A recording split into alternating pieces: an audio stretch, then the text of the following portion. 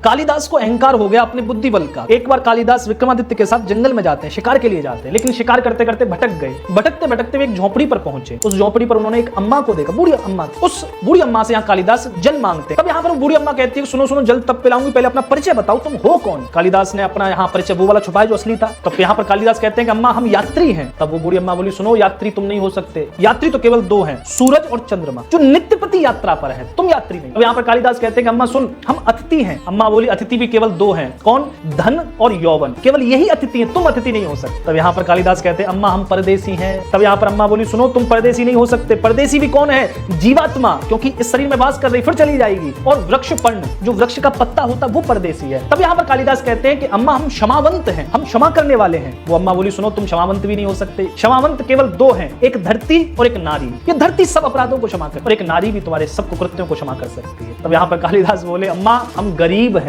अम्मा बोली, तुम गरीब भी नहीं हो सकते। गरीब कौन है? गरीब बकरी है जिसका मेमना कटने जा रहा है, वो बकरी गरीब है। और वो कन्या गरीब है जो अपने माता पिता के घर में रहती है और फिर बाद में पता चलता है कि वो घर उसका नहीं है। अंत में कालिदास लौट के चरणों, अम्मा हम हार गए। अम्मा बोली, सुनो तुम हारे हुए भी नहीं हो, हारे हुए भी दो हैं, एक कर्जदार जिसने कर्ज ले रखा है वो हारा हुआ है, दूसरा वधू का पिता हारा हुआ है क्योंकि वो अपनी बेटी को भेज रहा है, वो सब कुछ हार रहा है। कालिदास ने हाथ जोड़ लिया, अम्मा तुम कौन हो? तो बाद में पता चलती है वो अम्मा कौन थी? स्वयं माता सरस्वती थी, जो कालिदास के अहंकार का दलन करने के लिए